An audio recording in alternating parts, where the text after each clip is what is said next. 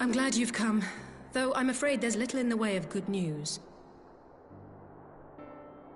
After you left, we reached out to both the Alchemists Guild and Stillglade Fane and attempted all manner of treatments. But the results were always the same. Whatever the answer is, it's not alchemy or conjuring. Why did it have to be Y'shtola and Urianger and not me? Out of all of us, they are the ones who could feasibly have solved this puzzle. And Alphino's still missing. Gods, it's all going wrong. Where do we even start? A grave situation indeed. Might I be of some assistance?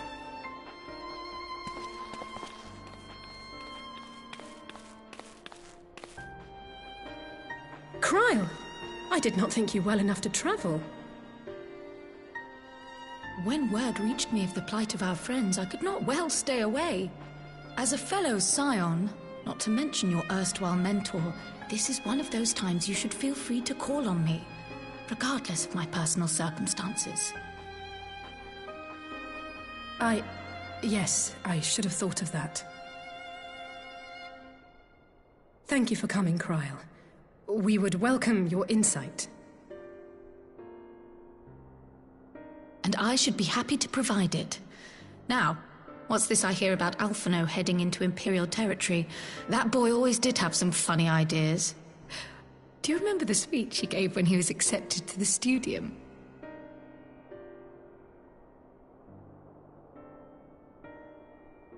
My life's goal is naught less than the salvation of this star.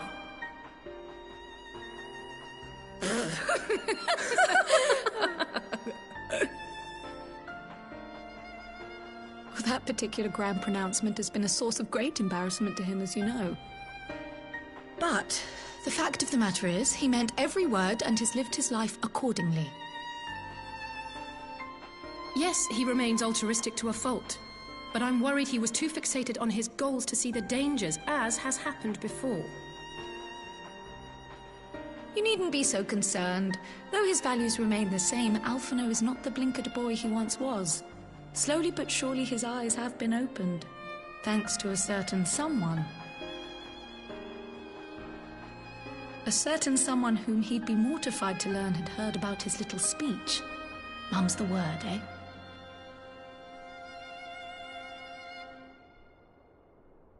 Right, I'd better have a look at our patients.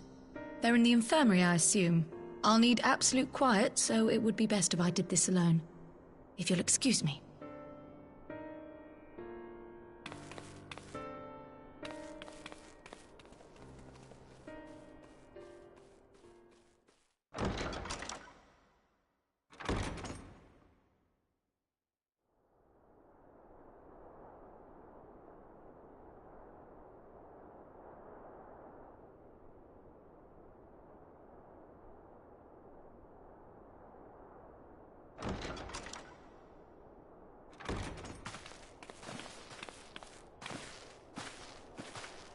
All three are in fine physical health.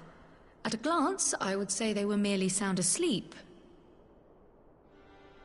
Except for the fact that I couldn't sense the slightest trace of them in their bodies. It's as if their souls have taken leave of their physical forms. Ah, yes. The Elder Seedseer made a similar observation. I've read the report. When you heard this mysterious voice, you described feeling as if you were somewhere else, yes? If we assume the ether which comprises your essence is being drawn to some other place, then it may be possible to follow the trail it leaves behind, just as we did in our search for Thancred. I wasn't around for that, but I can't imagine it was easy. Oh, it wasn't. But that's no reason not to try. I will have need of Master Matoya's crystal eye if I'm even to make the attempt. So I suggest we pay her a visit.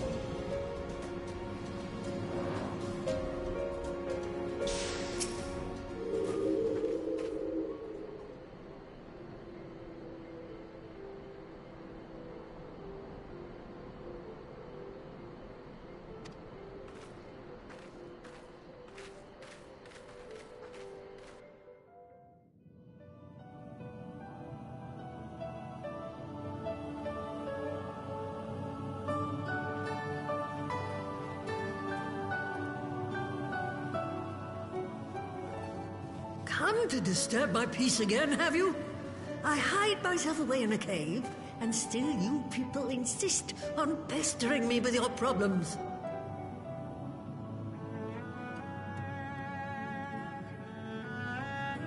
Oh, I mistook you for young what's-his-name, but I see now you're the sister. Weren't you supposed to be the lively one? I've seen happier faces at a rain-sodden burial. Well, I'm sorry to dash your expectations, but the situation isn't exactly conducive to gaiety. Ha! That's more like it. Stoller used to spit and hiss like a wildcat too. Better for a young thing like you to be filled with fire and leave the doom and gloom to your elders. Now, what exactly does this tragic situation of yours have to do with me? If I may, Master Matoya, we have need of your crystal eye once more.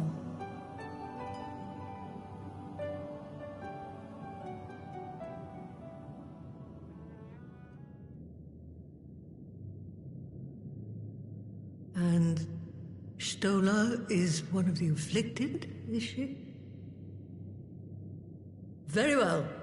She may be an ungrateful stray, but she's my ungrateful stray, and I'll not see her buried before I am.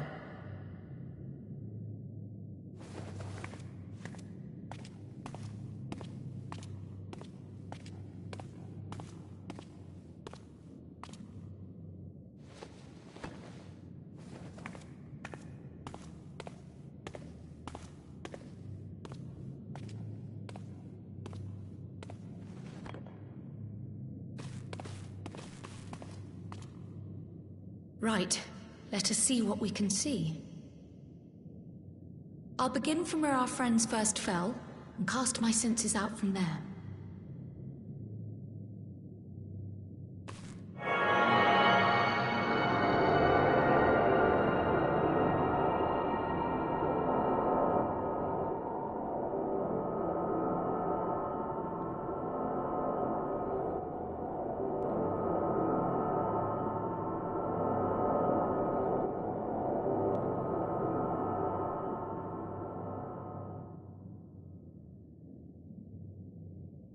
What is it?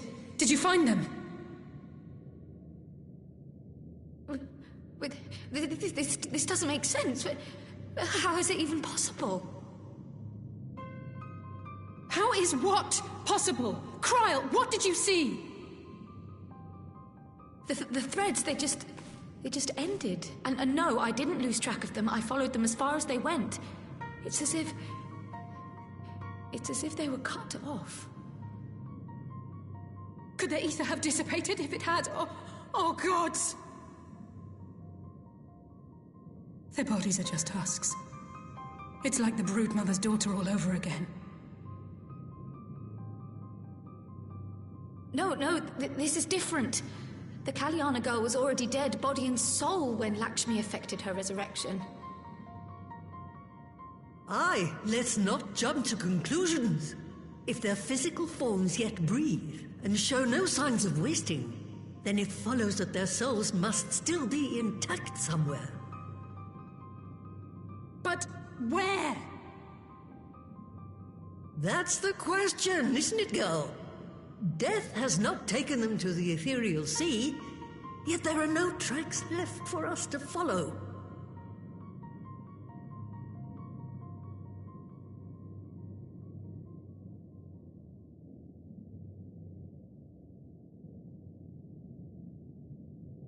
We're no closer to an answer than when we started. But knowing their souls are still out there is progress of a sort. We just have to keep looking. Pray, excuse me a moment. Yes? I remember, but... What, to Alamigo? We're on our way. That was Lise. Apparently, a group of Populares have defected to Alamigo, and Maxima, the envoy Alphino left with... is one of them.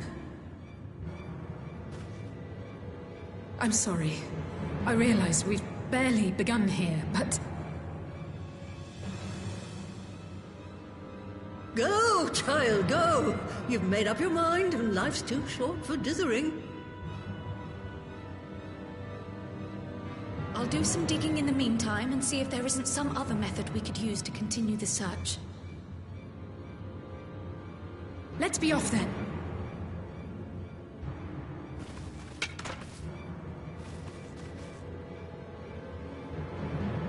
Oh, not again. The enchantment barely seems to take these days. I chalk it up to old age, but I rather doubt it's that simple.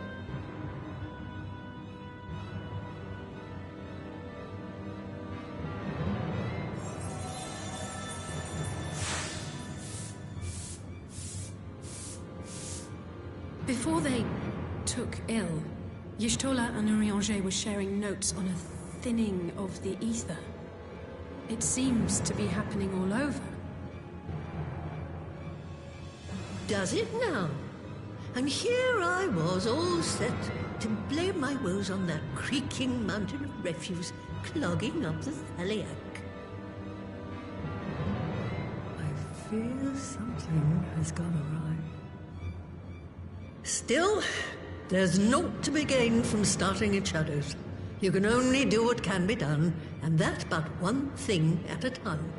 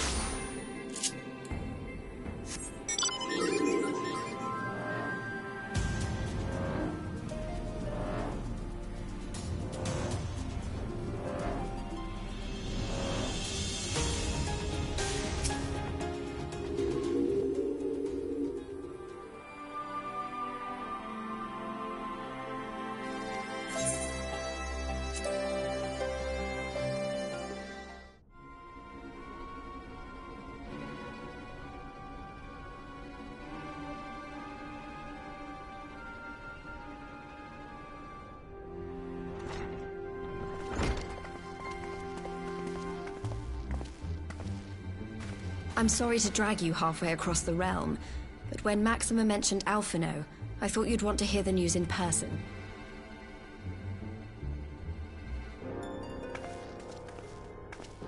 Ah, we meet again. Though I was hoping our reunion would be under more auspicious circumstances. What happened to my brother? Where is Alphino? Never fear, my lady. Your brother was in fine health when I took my leave of him, and I have no reason to assume that has changed. You assume? If you will allow me, I shall endeavor to explain events. Our troubles began not long after we departed Doma. While crossing the burn, we were fired upon by the Emperor's personal guard and forced to make an emergency landing. As we stumbled from the wreckage, our attackers fell upon us again, and we would have perished there and then were it not for the intercession of a third party, a band of mercenaries whose leader claimed to pursue a vendetta against the Ascians. This shadow hunter, as he styled himself, then escorted us out of the wastes to relative safety. Upon arriving back in civilization, I gathered my Populares colleagues and prepared to flee the Empire. Master Alphino, however, declined the invitation to join us, preferring to continue his investigation into the Ascian threat.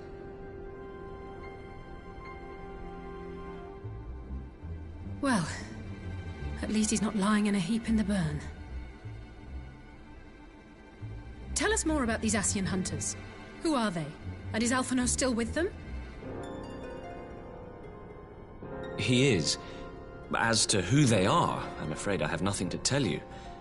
Beyond the fact that they root out and destroy Ascians, they were unwilling to divulge anything which might serve to identify them. They would not even reveal their next destination. But Master Alphino asked to accompany them all the same. Since parting company with your brother, we've been engaged in a game of cat and mouse with the Emperor's Guard. We made our way through province after province, finding the army busy restoring order wherever we went, until we finally arrived here in Alamigo. I cannot thank Commander Aldin enough for giving us such an unexpectedly warm welcome. I'm not inclined to turn away refugees, no matter which land they call home. And if they can tell me how things lie in Garlemald, all the better. On that subject, there is much I would tell you. During the course of our journey, we heard tales that an entire rebel army had been slaughtered in the space of a single night. It would seem my former comrades grew tired of putting down uprisings in the conventional manner, and chose instead to bring a formidable new weapon to bear. Details were sparse, but the rumor alone was enough to dampen the flames of rebellion. I have also heard reports that several companies have withdrawn from their designated provinces and begun marching westward. It is my assessment that the Empire's forces are mobilizing for a large-scale military engagement. Westward? You mean they're getting ready to invade Alamigo? We knew this was coming, but not that it would be so soon. We've barely even begun to shore up our defenses. They won't stop an invading army. No, they won't. Dispatch messengers to the Alliance leadership requesting reinforcements, and send word to our officers in the field to hasten completion of those border fortifications. Prepare to meet the Imperials head on!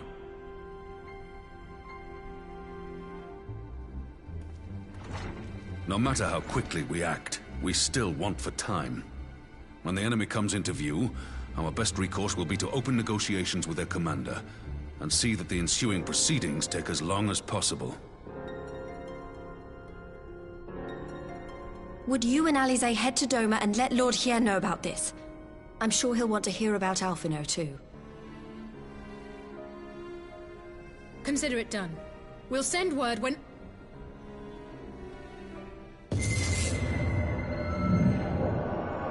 Untold sorrow must be changed. Ahead looms a calamity. Eon become instant. Throw wide the gates.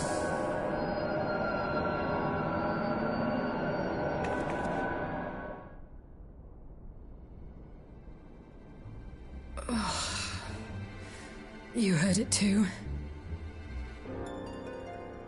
Well, at least we're both still standing. Oh, thank the gods. I thought we'd lost you for a moment there. Why does this keep happening? I wish I knew. Nothing we've tried has brought us any closer to an answer. We'll keep working on it. But first, we need to go and see Lord Hien.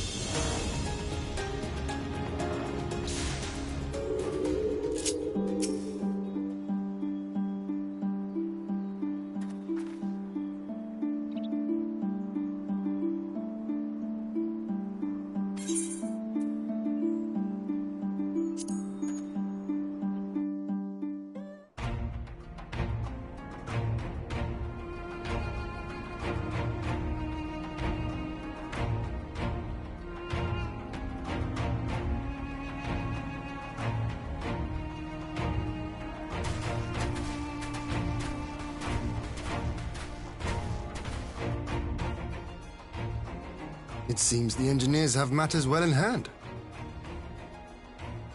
Should the barrier work as we intend, Dorma will be free to reinforce her allies in Alamigo without fear of weakening her own borders. Honored friends, the time has come to put your hard work to the test. Start the generator.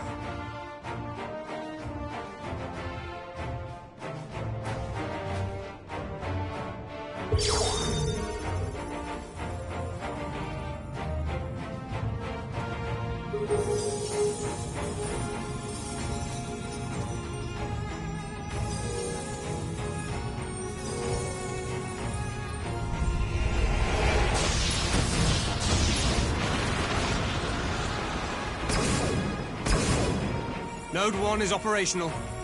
Nodes 2 to 8 are reporting similar energy levels. The barrier is forming.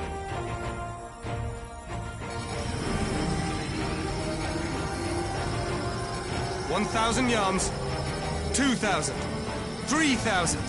Expansion remains smooth. No fluctuations detected.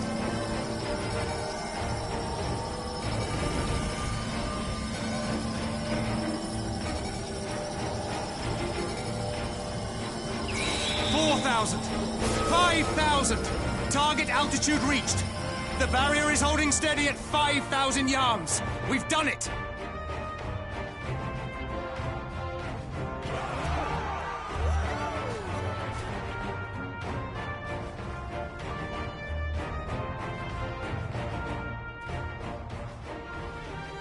Is that an Imperial airship?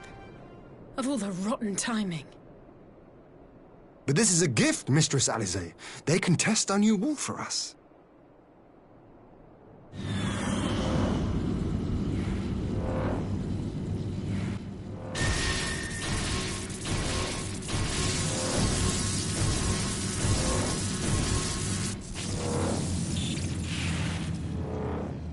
Seems solid enough, though I was hoping for a fireball.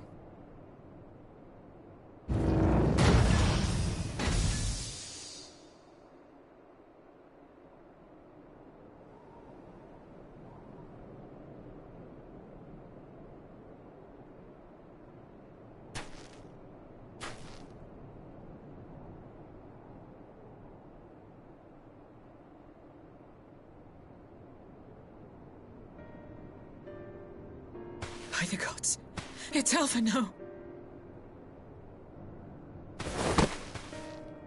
What are you? Let me go! He has my brother! Lower the barrier!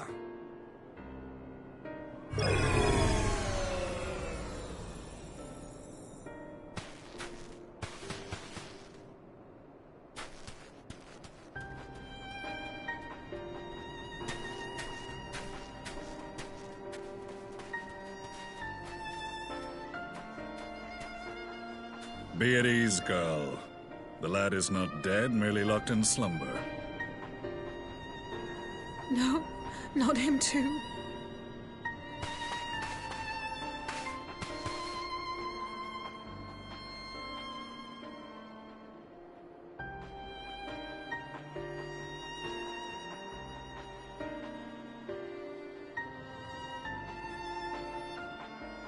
We could identify no cause and found no remedy. Thus I sought to return him to Doma, and into the arms of Lord Hien himself, it would seem. It is a day for fated reunions. Would you not agree, adventurer?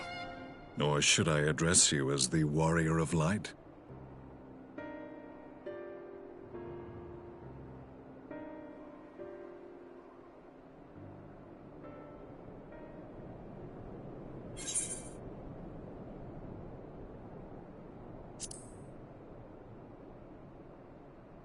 I, Gaius van Baelsar, the Black Wolf. That was the title I was given, one I have long since relinquished.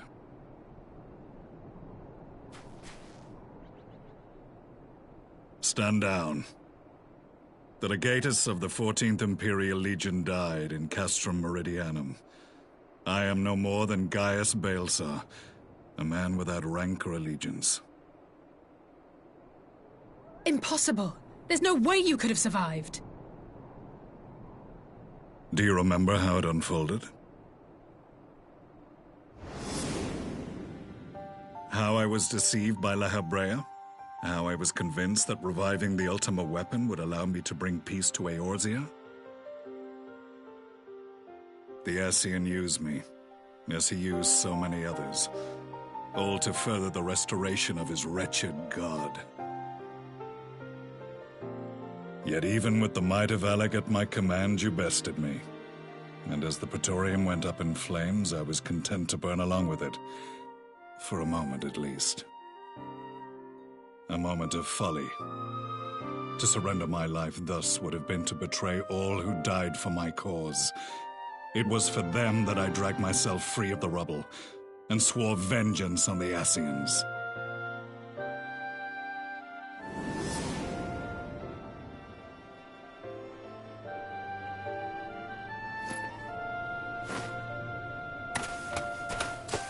The Black Wolf has shed his pelt, never to return to Garlemald or her legions. I live now only to exact revenge.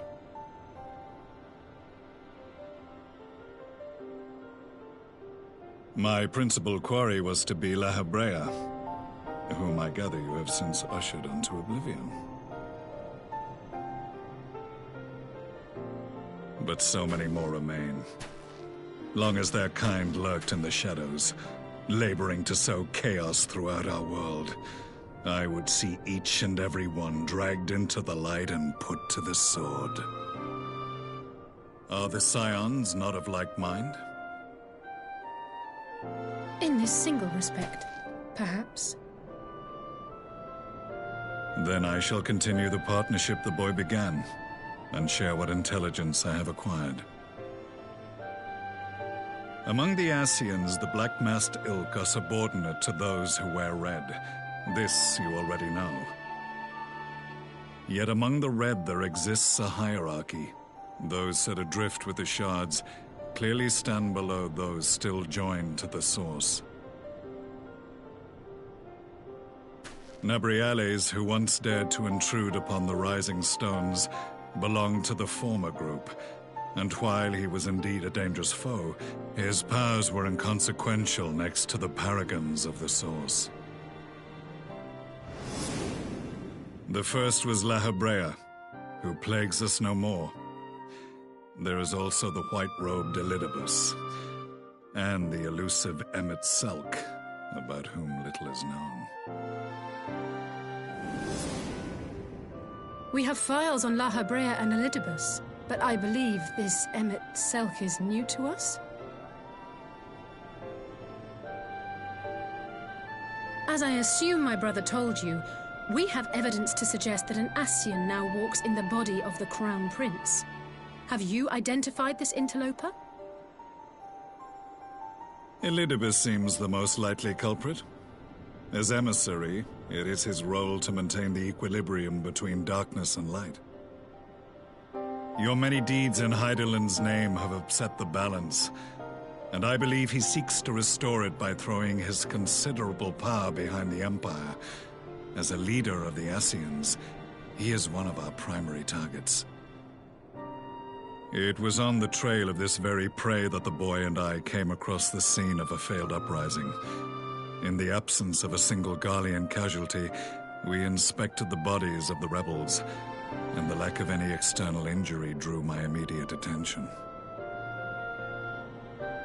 They had been slain by Black Rose, an alchemical invention of the Imperial Army. When I yet served as legatus, I ordered its production halted, and all stockpiles destroyed.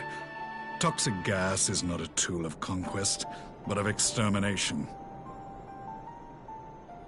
Toxic gas? This must be the new weapon Maxima warned us about. Something deadly enough to sweep away all resistance in a matter of hours. Gods. You don't think they're planning to use this in Alamigo, do you? Put your fears to rest. We infiltrated the production facility and destroyed all existing stores of the chemical along with the plant itself.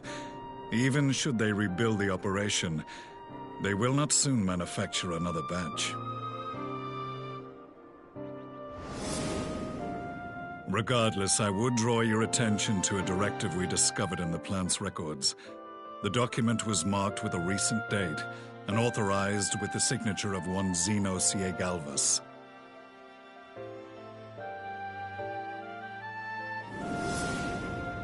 A dead man signing the death warrant for thousands. 'Tis bad comedy.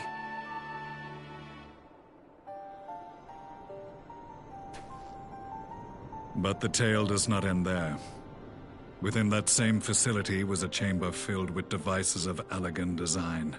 Cloning technology, we realized. And what should we find in each and every incubator? But a young Emperor Solus.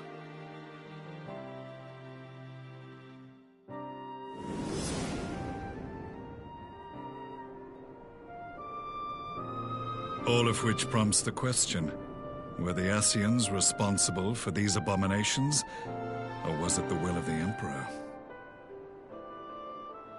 I must know which hand guides the Empire.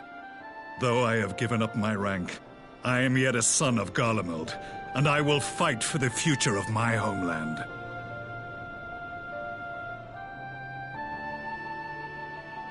It is time I return to the hunting of shadows. We should focus on our common foe.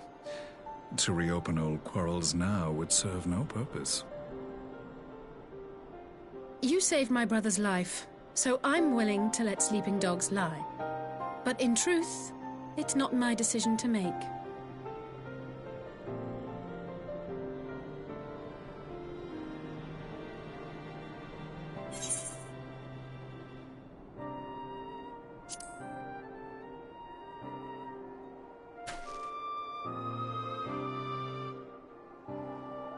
There was a time when I scorned those who placed their faith in false gods, even as I, in my blinkered conviction, place mine in Ascian promises.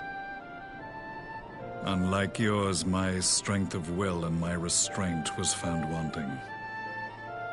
We shall meet again, warrior of light.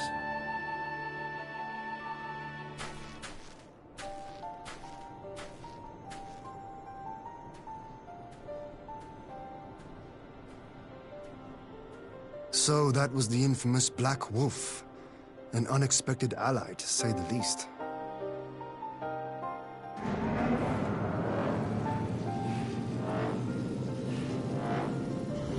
Well, I am content to leave the fine-tuning of the barrier to cleverer minds. Let us bid our friends from the Ironworks farewell, and see what can be done for Alphino back in Dorma.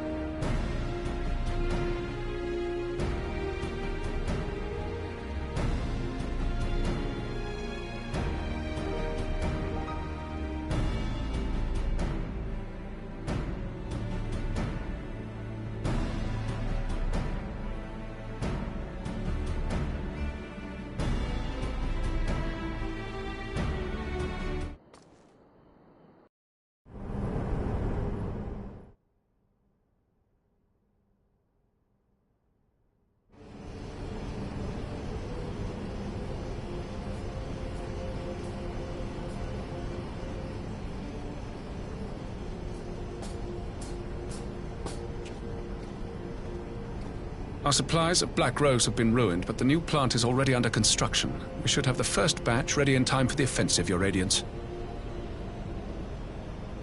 See that you do.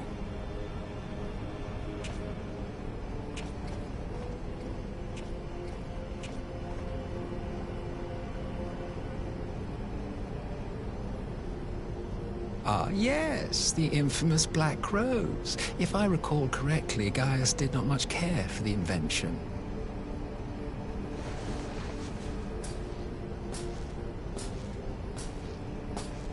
A ruthless and indiscriminate weapon indeed, this airborne poison. It seems you are capable of making decisions worthy of your bloodline. With no gift for sorcery, we Garleans must look to Magitech to even the odds. If it spares the needless deaths of our soldiers and serves the cause of this empire, there is no method I would not employ. How very noble of you. Truly, though, I must commend you for embracing your role as Emperor. You play the part of the determined ruler well. Sometimes even I catch myself believing.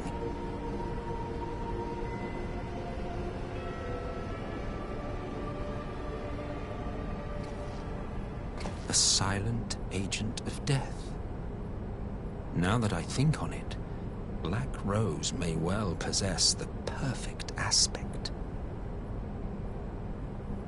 Slowly but surely, the deluge of light has worked upon the ether here in the source, and the gas should be most susceptible to its influence.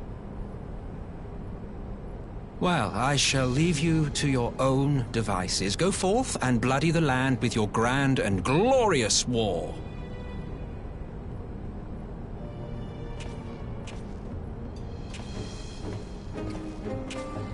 While you do what, precisely?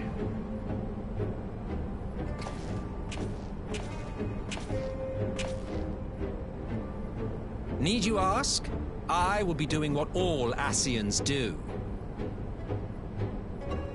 I am well aware that your kind exists only to usher in the next calamity. But you seem oblivious to the harm your singular agenda causes to the Empire.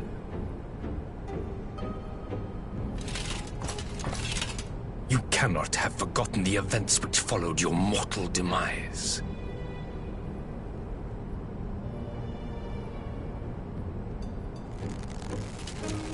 Our homeland was plunged into civil war for your failure to name a successor. The edifice you so carefully constructed was but a hair's breadth from collapse.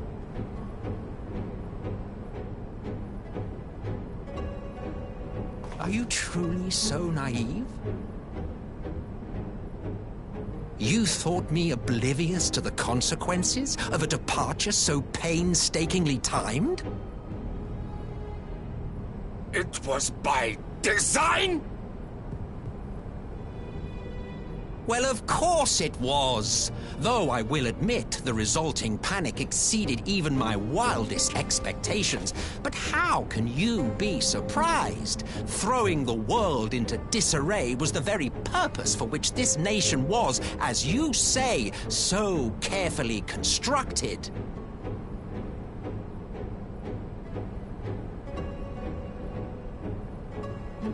Now, if you have no further questions, I must be on my way.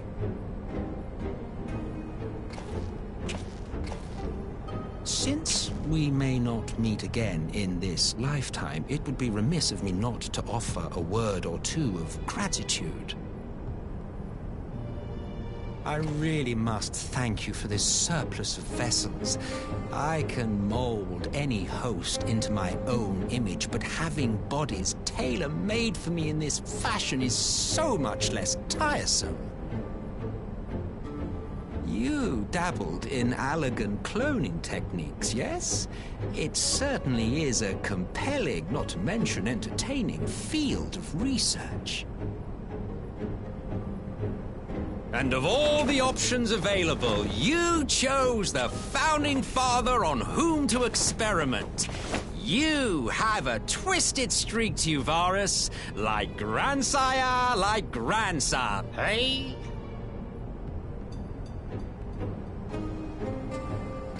If events play out as planned, this will become something of a family enterprise. You will be the capstone of this world, I the anchor and shard, and together we will give the lie to this star's fraudulent existence.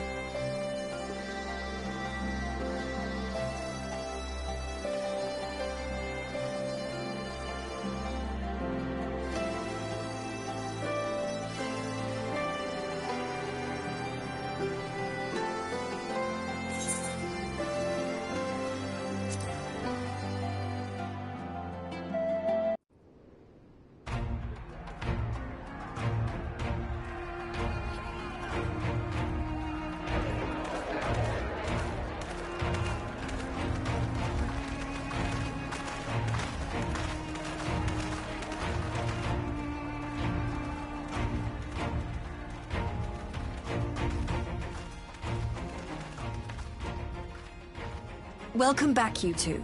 Greetings, Lord Hien. Glad you could join us. Glad to be here.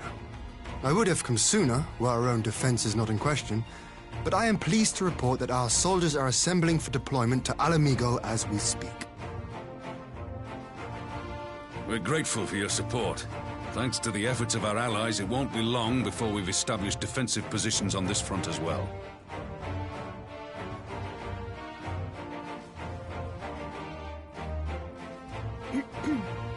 We have some good news, too. Alphino has come back to us. As for the bad news...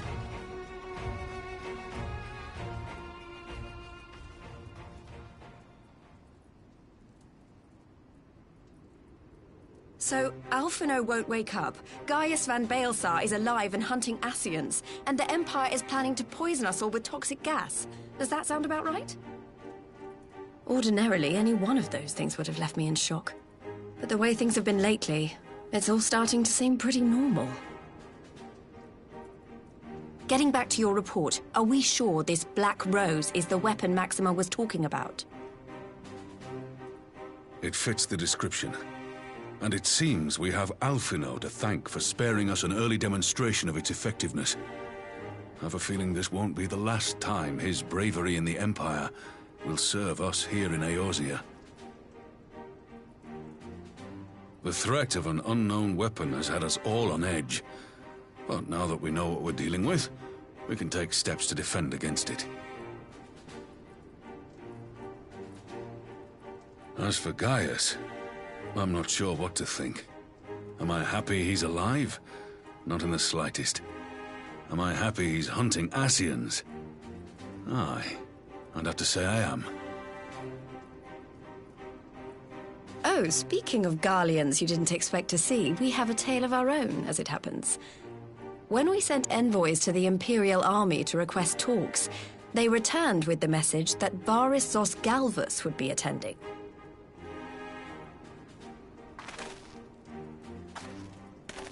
The Emperor himself. Well, Varys did sanction the Popularis peace mission.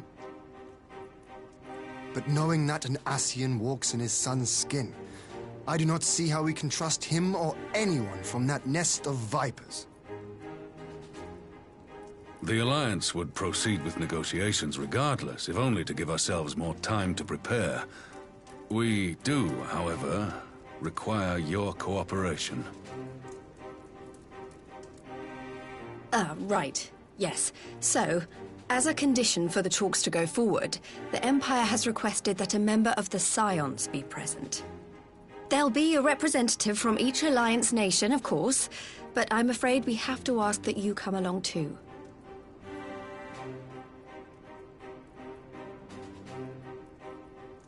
God, Lise, you know how much I hate politics. But then, what choice do I have? Alphino and the others aren't going to do it. Very well. I shall attend as the Scion's representative.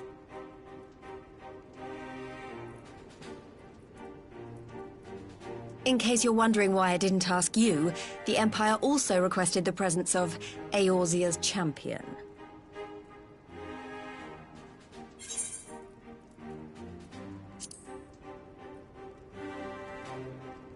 That's settled then. We don't know what Varys means to bring to the table, or why he wants you there, but having you close at hand will make all the difference. The meeting will take place on the border. Anticipating an early assault, we mean to position the bulk of our forces nearby. The Alliance leaders should already be on their way. Once you're ready, we can head out and join them.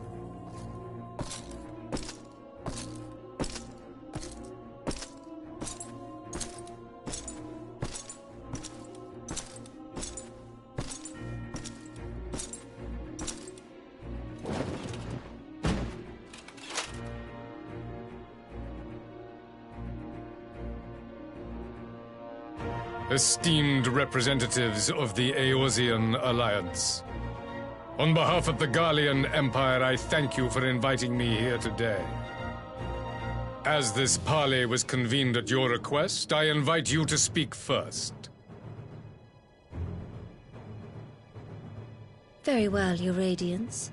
I, Nanimo Ulnamo, 17th in the line of Ul, should be pleased to oblige you. As recent events in Alamigo and Doma have made plain, the subjugation and exploitation of neighboring nations is not a sustainable policy. Should this day end in war, you may very well defeat us, but you will never extinguish the people's desire for freedom. Though it may not be in our lifetime, there will be another revolution, another war, and the cycle will continue.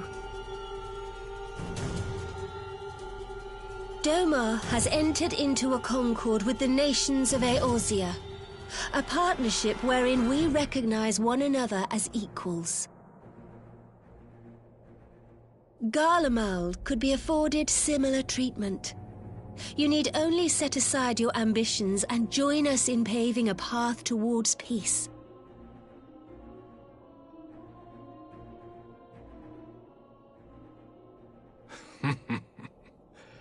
You will not win me over with sophistry, Your Grace. As you know only too well, this alliance lacks the strength to keep the peace within its own borders. Even now, your struggles with the Beastmen continue unabated. Divided, you sow this fertile soil with the seeds of your differences and reap naught but discord and chaos for your trouble. Eorzea must be united under one leader, one purpose. I would offer you both and bring an end to your strife. With all due respect, Your Radiance, the only thing that you offered the people of Alamigo was fear and hopelessness. The citizens of Dorma can also attest to the meager arms of Imperial rule. There is no purpose to be found in a life of oppression, each day more uncertain than the last. Our people are willing to die for their freedom. A great many already have, and countless more will, if we don't put an end to this madness here and now.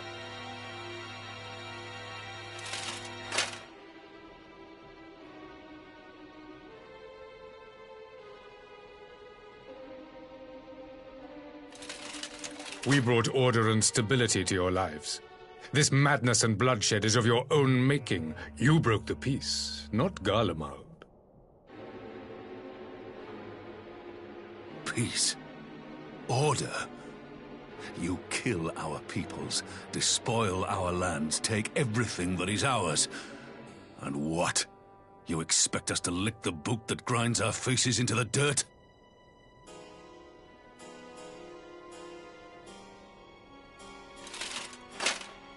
I expect you to weigh the costs. To recognize that countless lives have been lost on both sides in pursuit of a greater good, and to not squander all we have achieved in a fit of petulance.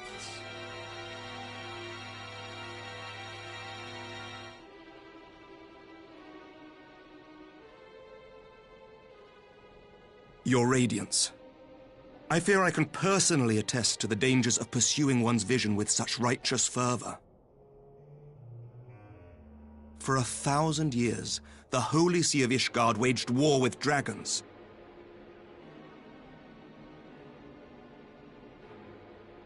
A 1,000 years of sacrifice, of sorrow and hate, in which we bathed in the blood of friend and foe alike. Had it gone on any longer, we may well have drowned. Yet we have chosen to raise ourselves out of this bloody spiral, and have since made peace with our former enemy. So I understand. No doubt the dragons were more receptive to your overtures in the wake of their leader's demise.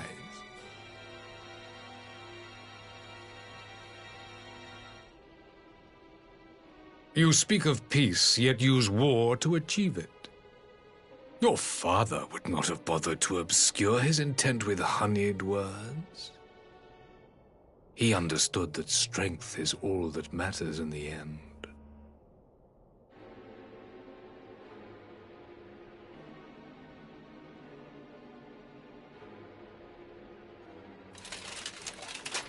Without his clarity of vision, I can but wonder what will become of Ishgard and her people.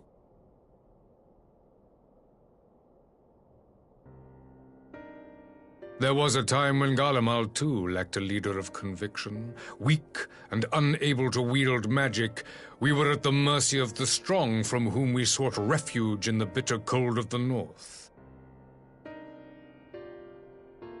Were it not for the discovery of ceruleum and the subsequent development of Magitech, we might never have gained the power to take back that which was rightfully ours.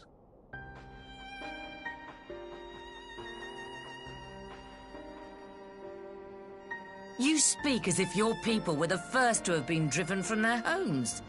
Limsa Lominsa was built by wayward souls in search of a place to call their own. On the shores of Vilbrand we found it, and from those humble beginnings did we grow and flourish. And all without robbing our neighbors of their liberty.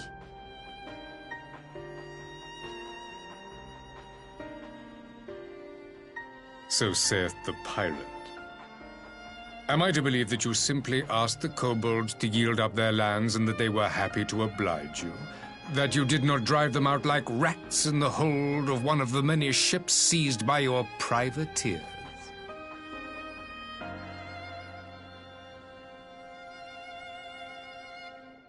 I will concede that after centuries of exile, reclamation may be mistaken for invasion. Nevertheless, it is not.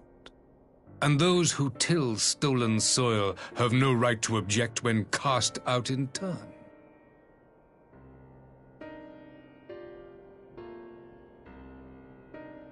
Your uncompromising nature rivals that of the Ixal. They too lament circumstances which they themselves perpetuate. Were they but to embrace peace, we would welcome them with open arms. Indeed, some few have done just that, and now receive of the Twelve's Wood's bounty. Would that your people might learn from their example.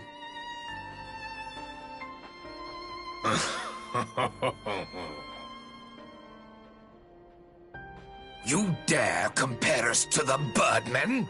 You who thought to invoke the 12 and threaten all of creation?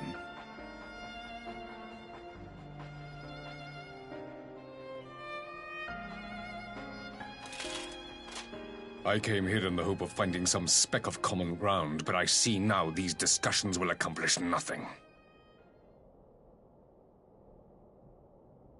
Despite what you people may believe, I am not wont to choose the sword over the olive branch. 'Tis but a pity men are loath to accept one without first being shown the other.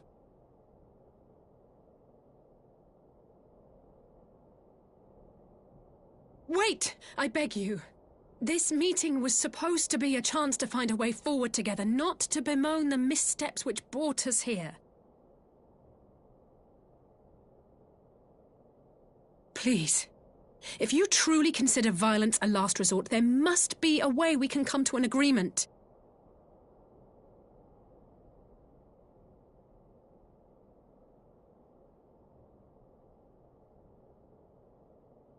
As Mistress Alisaie says, we did not come here to bicker over the past, but to discuss how we might strive towards a brighter future. Emperor Varys, may I suggest a short recess, that all present might compose themselves prior to beginning anew?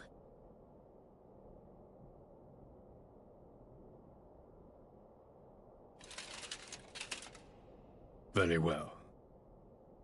I pray this intermission will suffice to move these talks in a more constructive direction.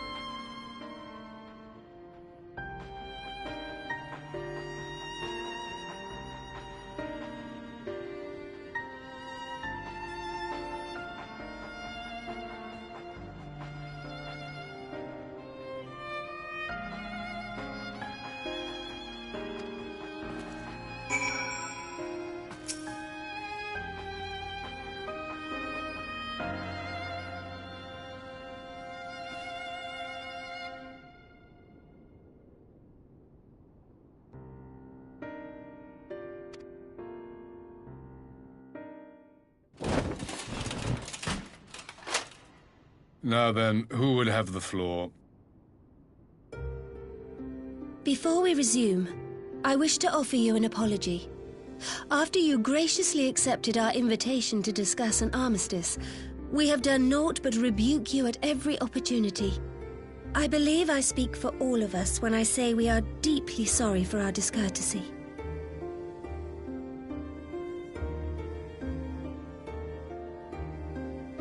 I'll admit your familiarity with our affairs surprised me, and served to remind me how little I know of yours. I think all here can understand the desire to reclaim one's homeland. But why expand further? That is my question. If I may, the answer can be found in the Imperial doctrine they took great pains to impart to my people. Recognizing the threat icons posed to the world, Solus Zos Galvus decreed that they were to be eradicated. To this end, he began a campaign to unite all lands under the Garlean banner. Or so we were taught. Yet the Emperor only reached the burn, the Baron said to have been laid waste by icons, after conquering all the lands that lay between. What is more, I am quite certain the practice of summoning was not nearly so widespread in the days before the Empire's founding.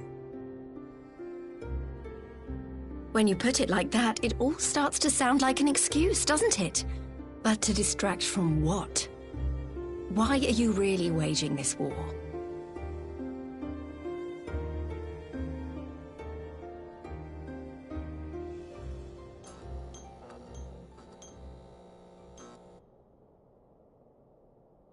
Finally, you ask the right question. I can but hope you heed mine answer and at last accept the righteousness of our cause.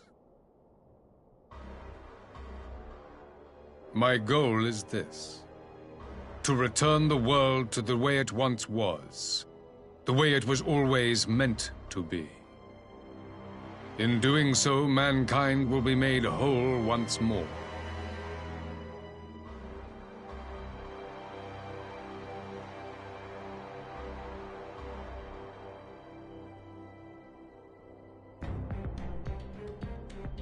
No longer will we suffer from the dissension born of our differences. There will be but one race, a perfect race, as we were when time began. What in Rolga's name are you talking about? I am talking about the origins of this star, of the source and its 13 reflections. At the instant of the great sundering, 'twas not only the world that was shattered, but mankind itself.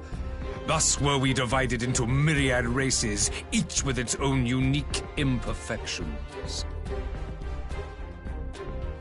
That is why man looks upon his neighbor and feels fear and hatred, why he wages war, why he kills his brother.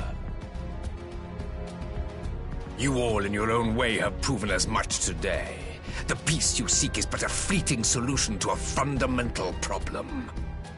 One which calls for more drastic measures. To bring about everlasting peace, our worlds must be rejoined.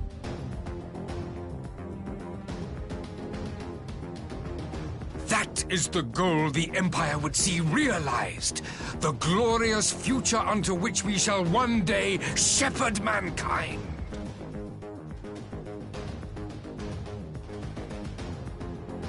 A rejoining of worlds. I have heard this tale of the Source and its reflections before. Are these not the selfsame desires as the Ascians? Emperor Varys, do not trust in their words. They will lead you to your doom. My father thought to use them, but in the end he succumbed to their temptations.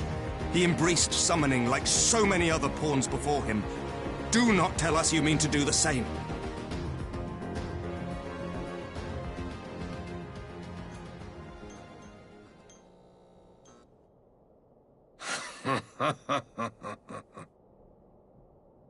To be a pawn, free from the burden of choice, would be a blessing.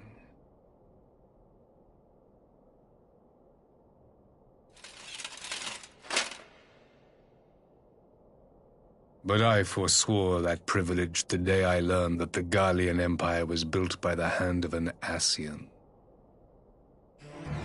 What?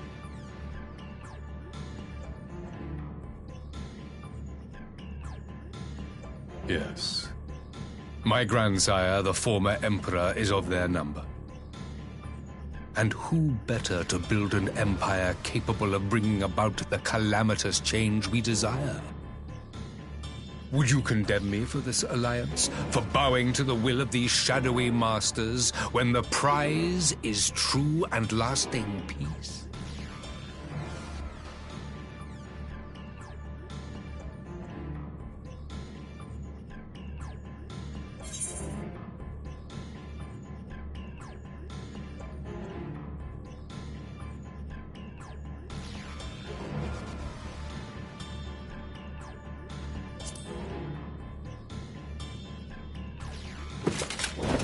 I come not to conquer, but to liberate.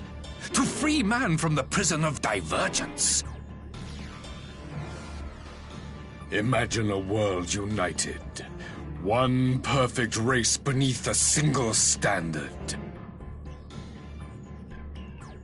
An army before whose might these servants of darkness and light would fly as leaves in a storm, never again to meddle in man's affairs.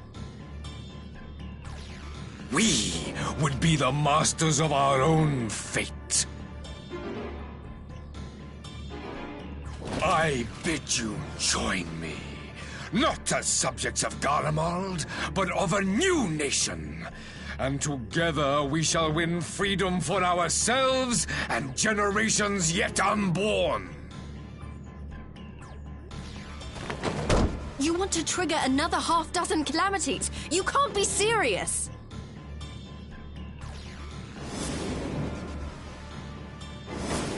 Have you forgotten how many died? There will be no one left! Do you truly imagine we would aid you in your bloodletting? It is unthinkable! Unconscionable!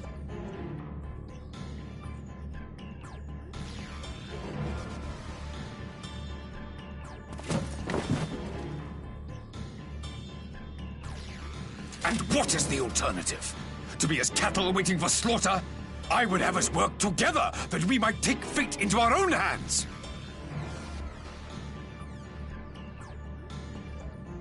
Into your hands, perhaps.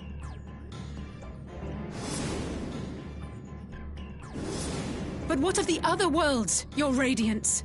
With every calamity, you obliterate a star and every soul that dwells on it. To the Ascians, we are all but tiny, momentary specks within an indifferent universe. We cannot hope to oppose them until we have been made whole once more.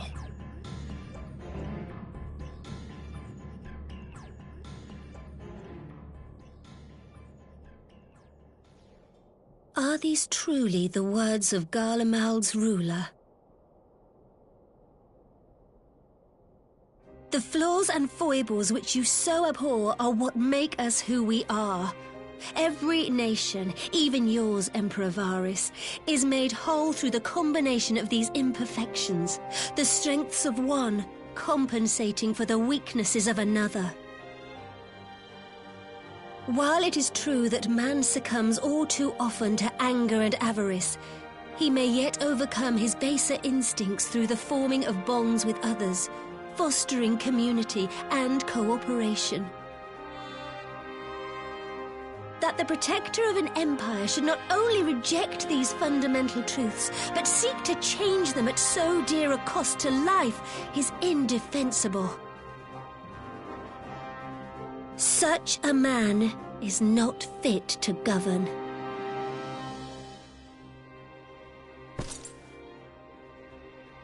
And you, warrior of light, Would you refuse me as well?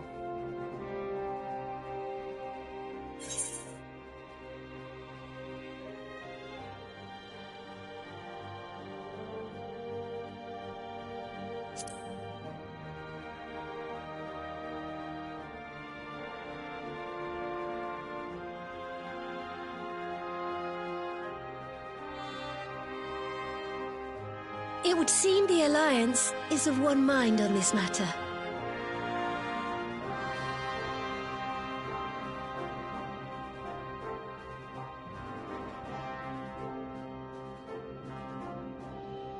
You Eorzeans never cease to disappoint me. Though I suppose I have only myself to blame for expecting more from savages. This discussion is at an end. I bid you make ready for our next meeting. It will not be at the negotiating table.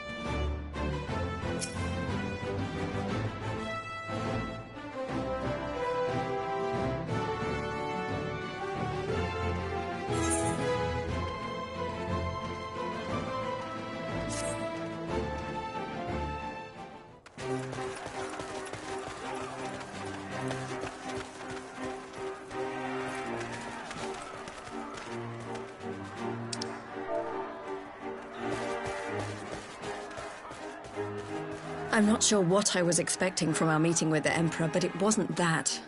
Still, at least we know now what he's really after. Aye, a future built on a mountain of bodies. I too want the Ascians dead, but not at any cost. The last of the reinforcements from Dorma arrived not long ago. I pray it will be enough. Given the Emperor's stated goal, this is a battle we can ill afford to lose.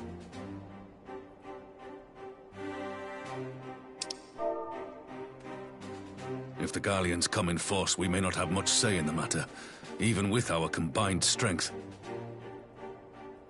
We knew from the first that the odds would be against us. But if there is even the slightest chance of victory, we must do everything in our power to seize it.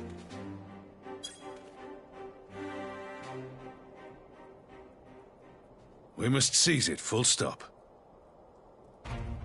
Here!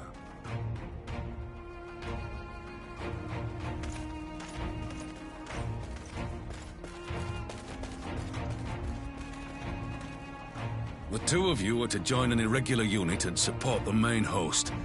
I won't bother asking if you're minded to fight. After coming this far, how could I not? And for once, there's no one around to countermand me. Not that they would. Not even my brother. But we all know who really make the difference. Ready to frighten some Garleans?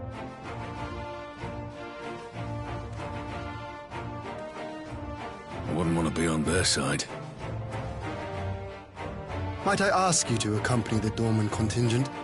They are strangers here, and your presence would do much to raise their spirits.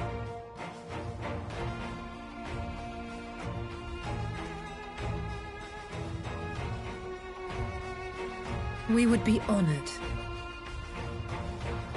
When our people stride out with you in their midst, I dare say the Eorzeans will feel an ilm taller themselves. High spirits have a way of spreading. What I wouldn't give to join you. But my duties as field commander will not allow it. I'll leave the front lines in your capable hands.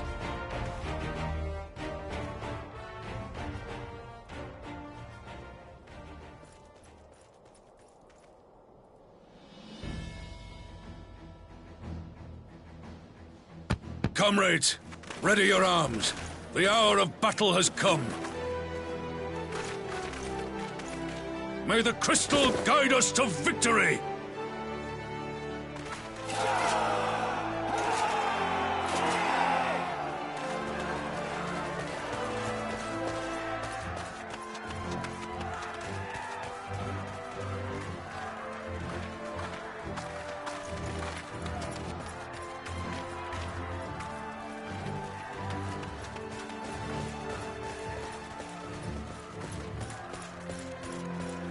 Since the others couldn't be here, we'll have to fight twice as hard.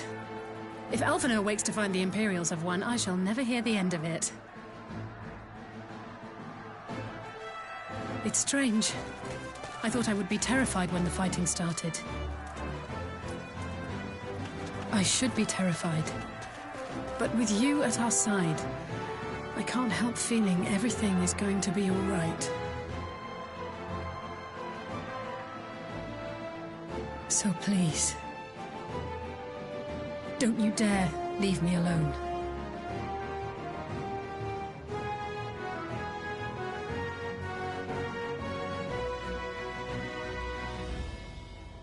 No matter what happens, we have to survive together.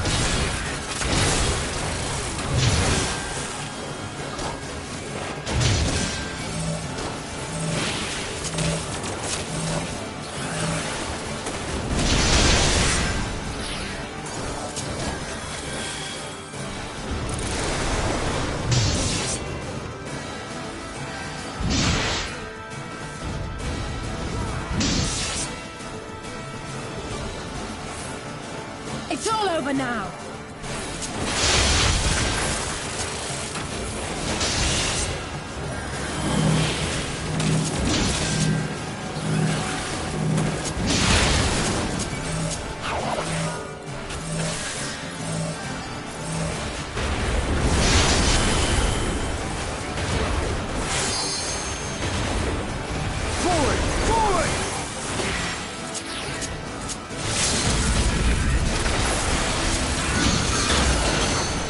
Let's give them a show.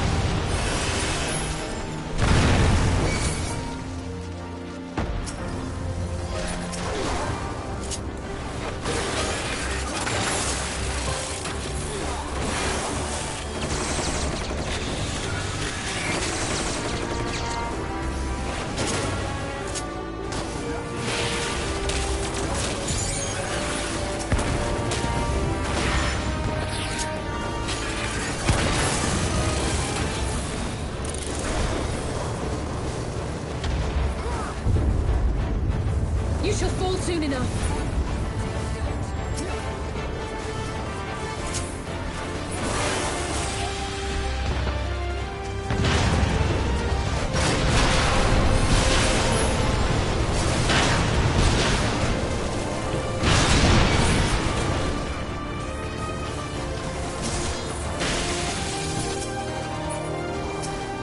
Come no closer.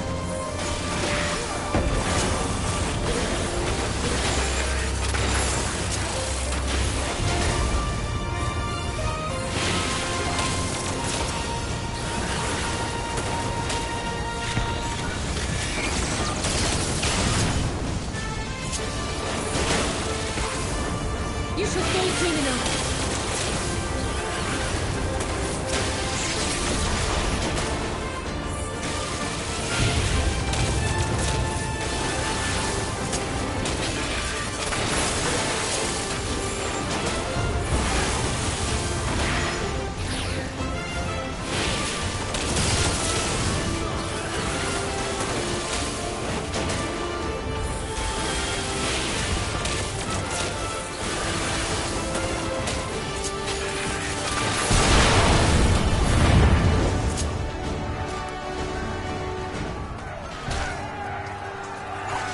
I shan't hold back!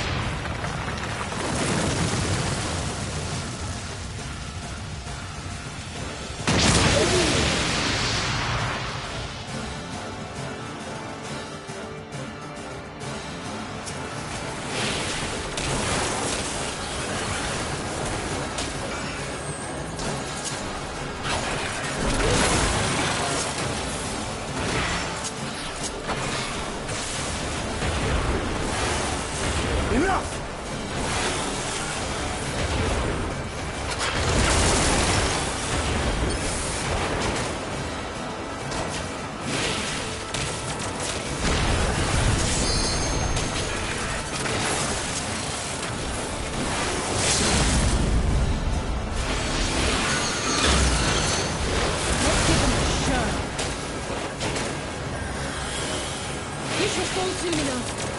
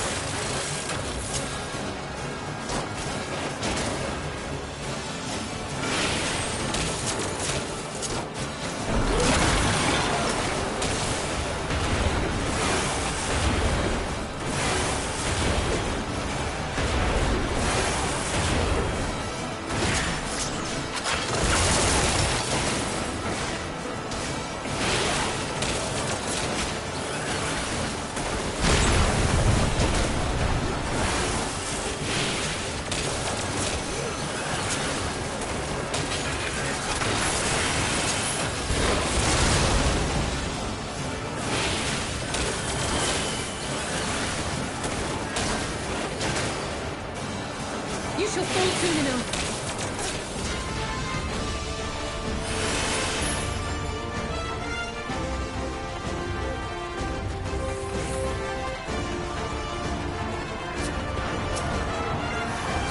You underestimate me!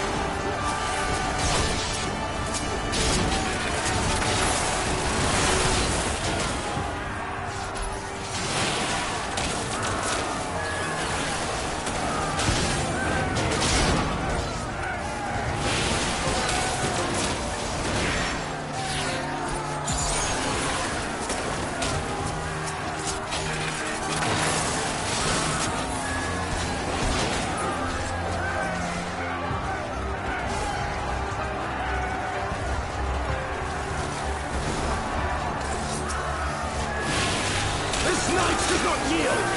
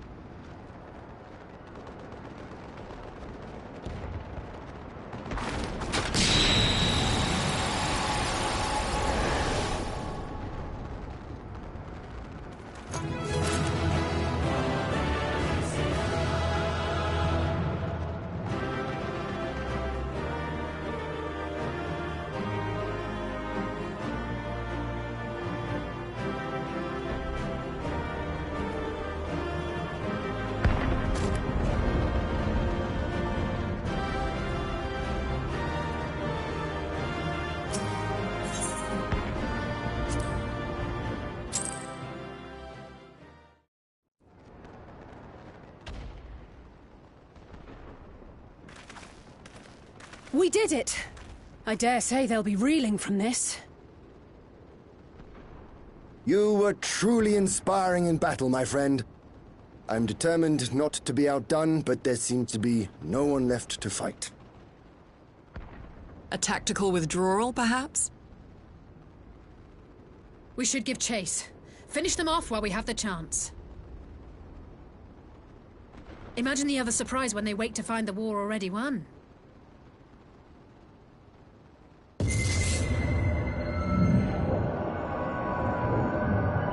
The light will expunge all life. Only you can forestall the calamity. Throw wide the gates. No! No! No! No!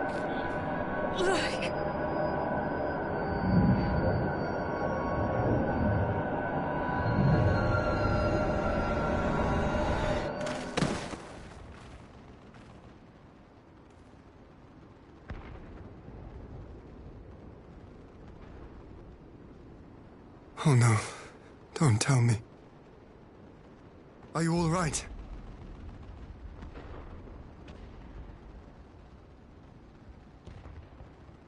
Quickly!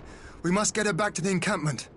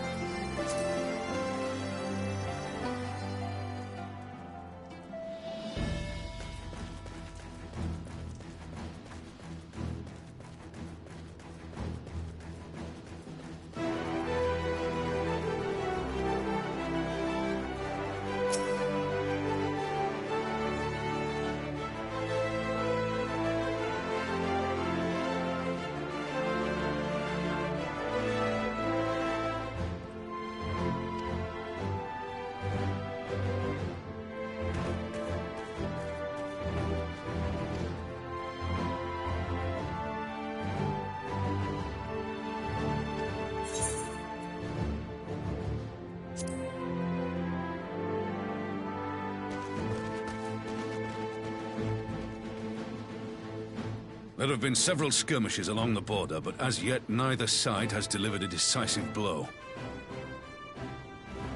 We had long assumed that the Garleans would overwhelm us in a straight fight, but we seem to be gaining ground, albeit slowly. As to why that might be, the most likely explanation is that they have yet to commit all their forces. Still, we're winning, and our latest intelligence suggests the Emperor has retreated back to Garlemald. In light of this, we're considering launching an offensive with the aim of pushing the front line forward and giving ourselves some room to breathe.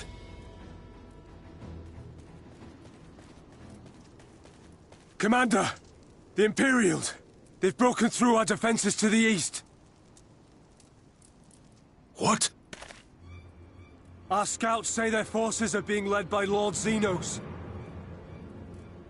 Lord Hian and Commander Hext have taken their troops to provide support, but we don't know how long they can hold out. So, they've been biding their time, waiting for his arrival, have they? Very well. Send word to our allies, requesting reinforcements for the front line.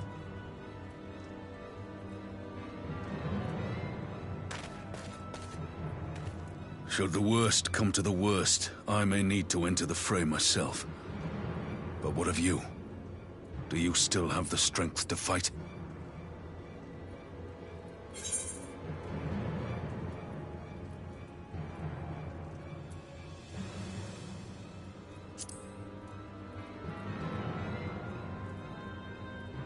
He may not die as such, but to see Lord Xenos fall on the battlefield would deal a heavy blow to Imperial morale.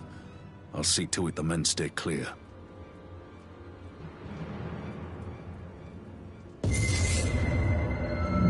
Why won't they open? Please, I bid you open!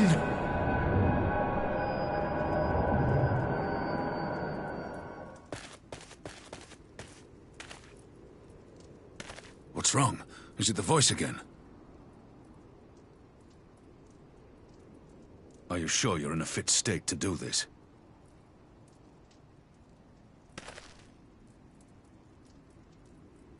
May Ralga grant us strength. Give 'em hell, lad. I, for my part, will defend this place to my dying breath.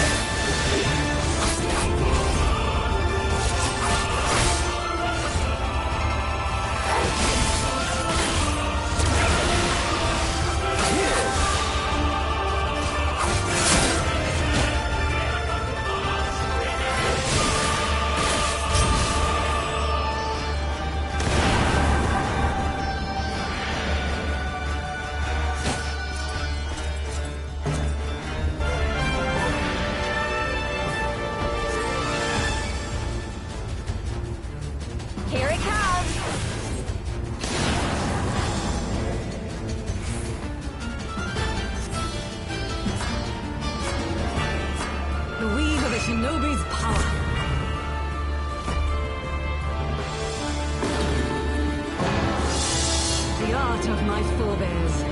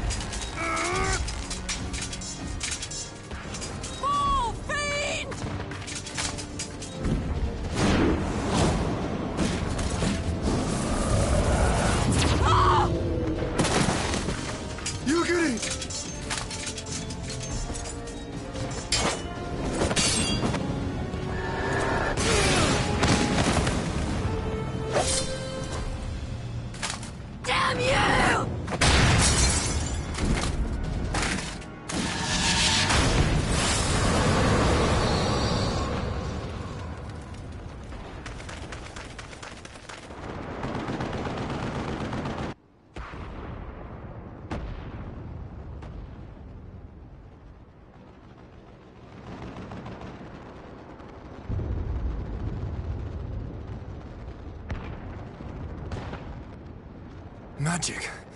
With a Garlean body? That's hardly fair.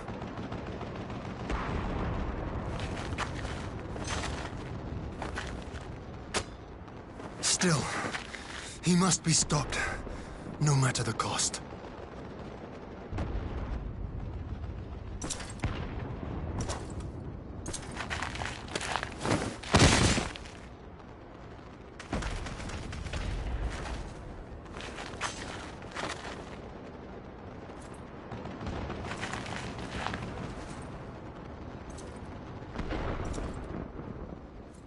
Ah, bringer of light. It has been too long.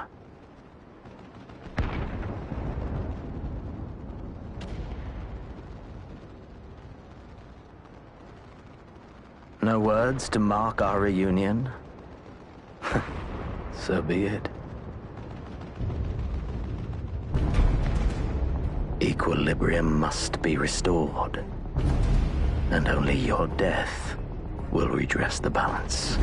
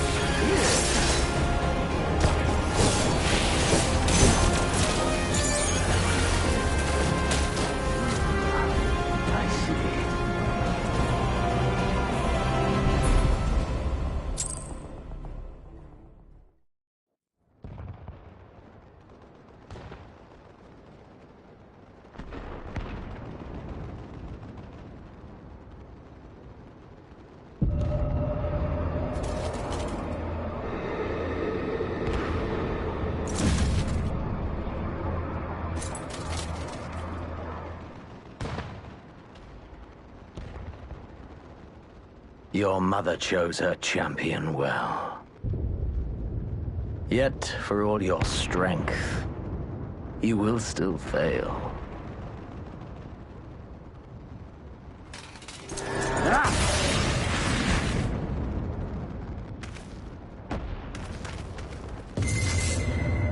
Please, I beseech you.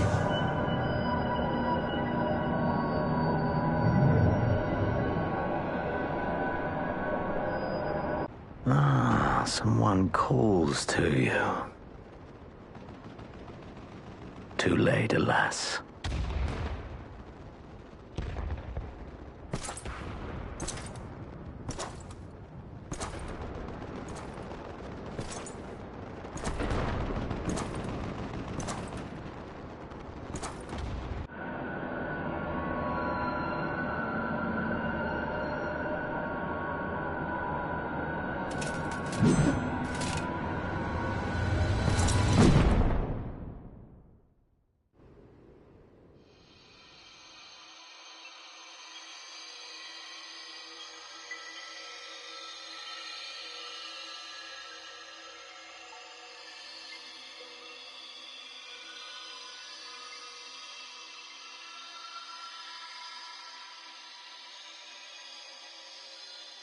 At last, I found you.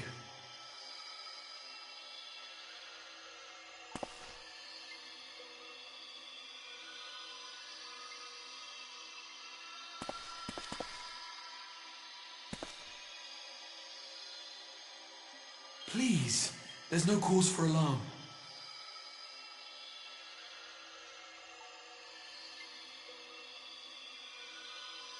Though, I confess, this is not where I had intended to meet. But the place of our meeting is of no consequence, like the war you wage. Win or lose, the path you walk leads only to oblivion. The better path leads you here, to me. I have need of your strength.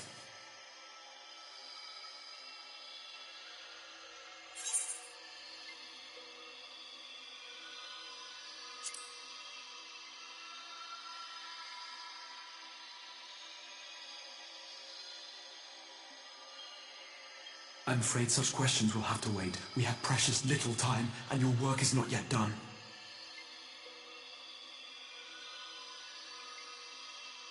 Go to the Crystal Tower.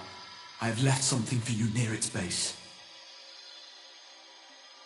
It will serve as a beacon of sorts, one which I pray will help you on your journey. All you need do is find it. I will take care of the rest.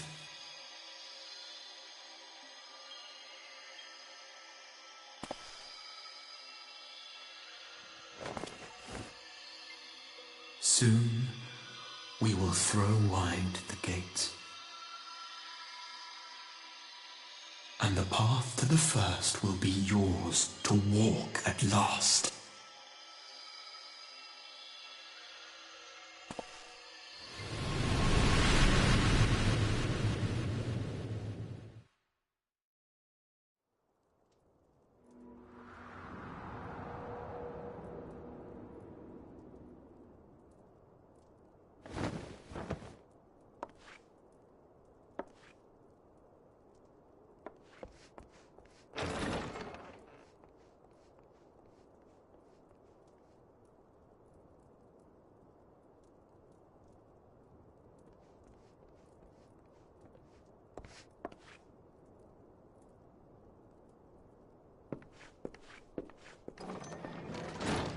You're awake.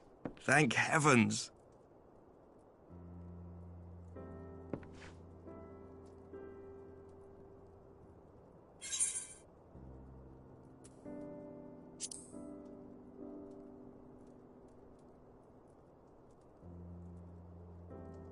I see you recall that much, at least.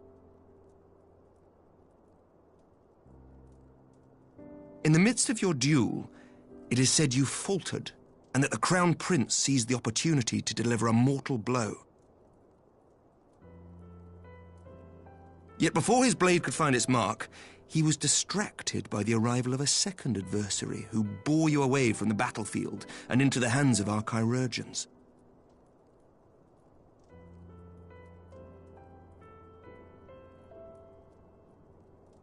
Lest you wonder, he left before you awoke. As is his wont.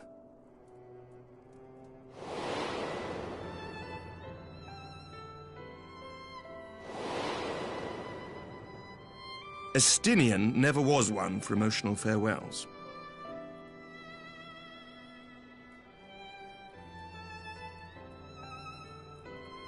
Though Xenos bested all before him, the battle clearly took its toll, for he retreated shortly after your rescue. Seeing this, the remaining Imperial forces decided discretion was the better part of valor and pulled back, allowing us to re-establish our position.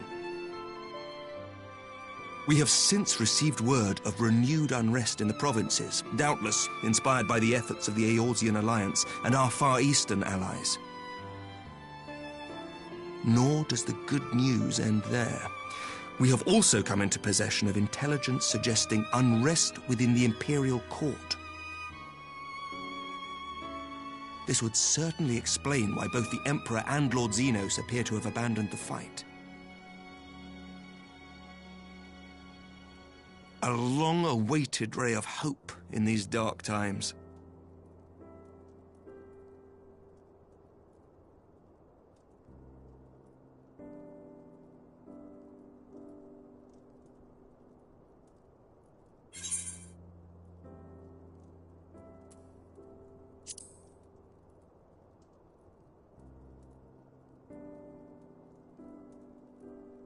Yet to awake, I'm afraid.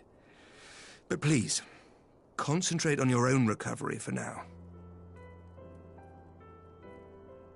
You have carried the hopes of some half-dozen nations, and we are all eternally grateful for your efforts. But no one is without their limits, not even you. Leave this fight to us, my friend. You have earned your rest.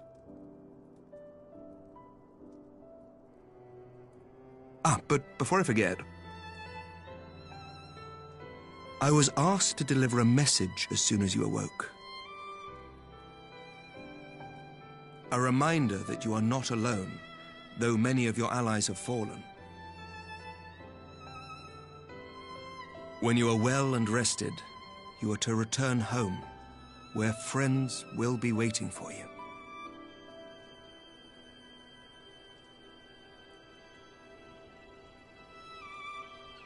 Now, if you will excuse me, I must return to the front. May we meet again soon, under happier circumstances.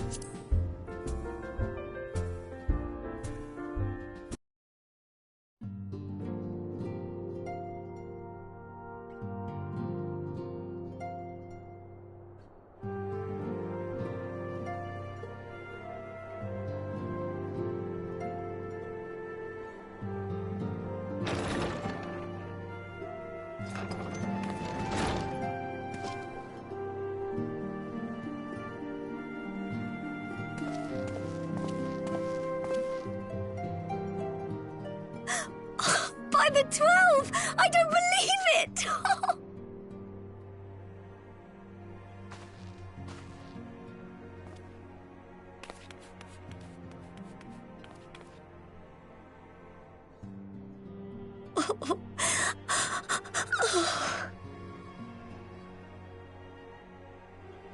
I rushed back as soon as I could. I swear, my heart nearly stopped when I heard you'd collapse like the others. What in heaven's name is going on?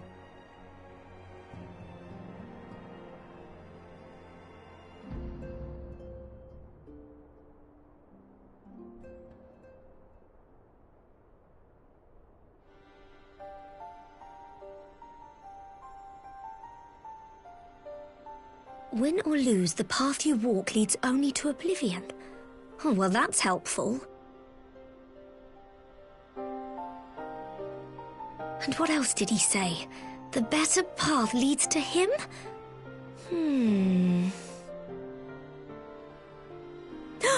If his is the voice you've all been hearing, perhaps the others are with him.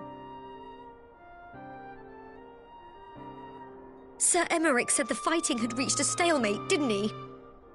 But if that monster masquerading as Xenos comes back... Thancred, Y'shtola, Urianger, Alphino, Alize. You're going to need all of them on your side to defeat him. And I forbid you from going to face him on your own, do you hear me?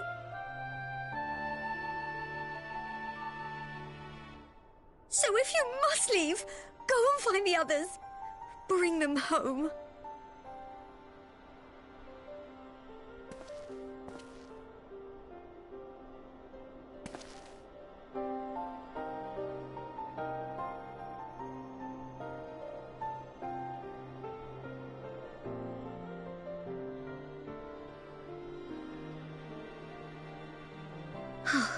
As for where to start, you said the stranger had left a beacon for you at the Crystal Tower, right?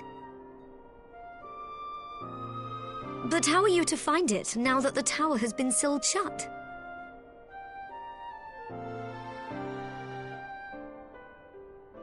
There has to be a way. If anyone would know, it's Sid and the researchers of St. Coinac's Find. Don't you worry, we'll find that beacon for you.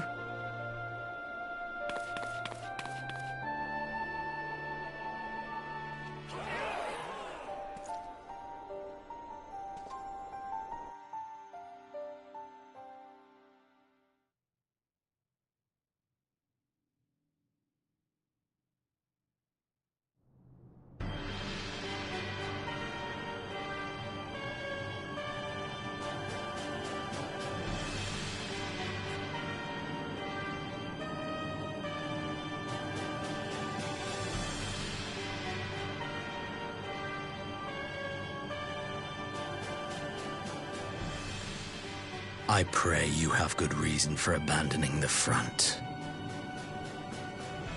How could I remain there while the rumor that my son is possessed by a demon spreads like a sickness here at home? I will not be made to fight for the throne a second time. But what of you? Did you not tell me you would destroy Eorzea's champion with the ease that one might swat a fly?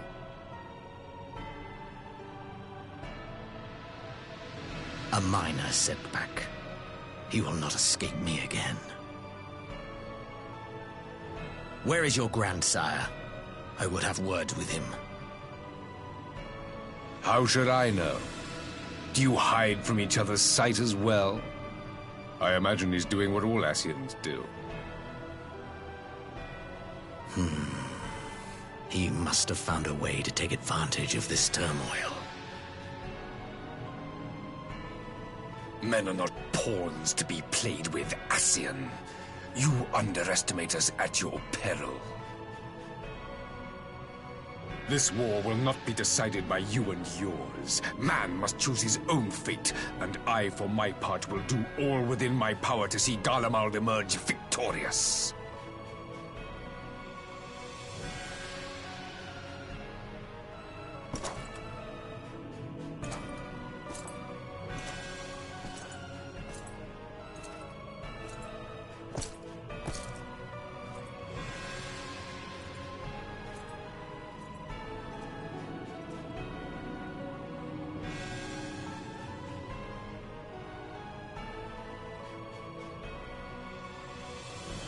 Pray forgive the intrusion, Your Radiance, but the requested preparations are now complete.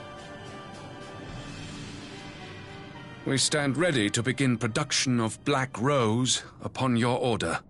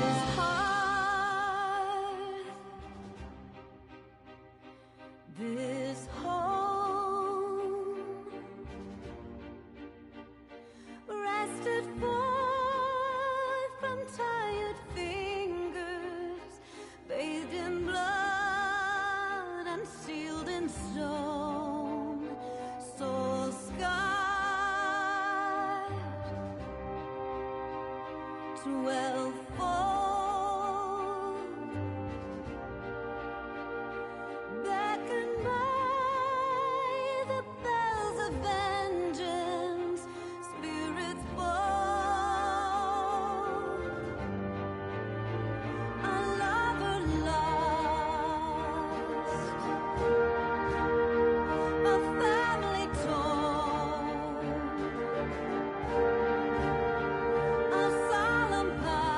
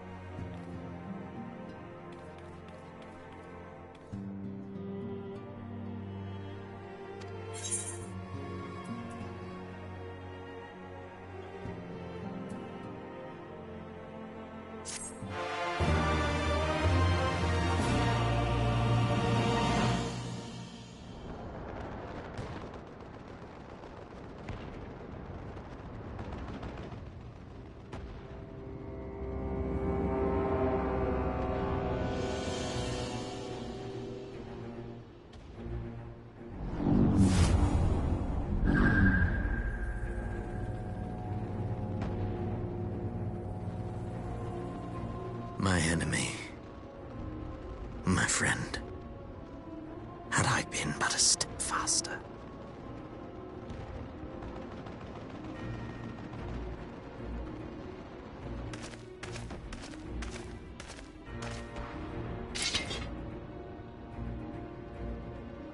Bloody savages!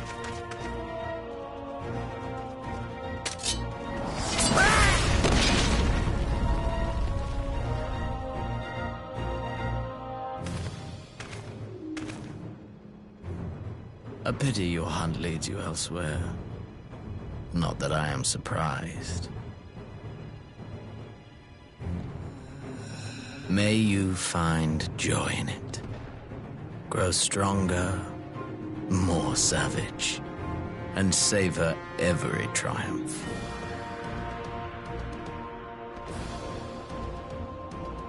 In the meantime, I will reclaim that which is rightfully mine.